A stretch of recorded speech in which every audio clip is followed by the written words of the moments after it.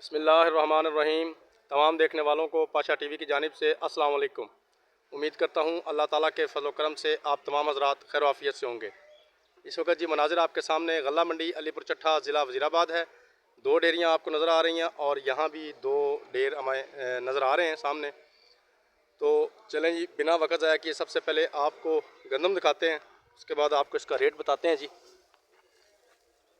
ये देखिए जी, माशाल्लाह बहुत खूबसूरत गंदम है जी।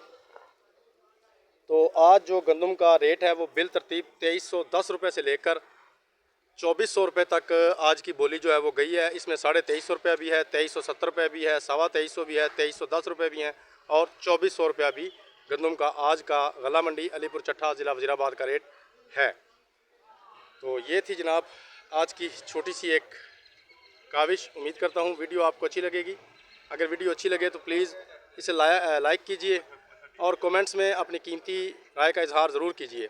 उसके अलावा जो मेरे दोस्त मेरे चैनल पाशा टीवी पर अभी नए आए हैं, काइंडली वो इसे सब्सक्राइब कर लें और साथ में लगे बेल आइकॉन को ज़रूर प्रेस करें ताकि हमारी आने वाली हर वीडियो का नोटिफिकेशन आप तक बर वक्त पहुँच सके। तो कल तक के लिए पाशा टीवी को इजाज़त दीजिए। खुदा हाफिज़।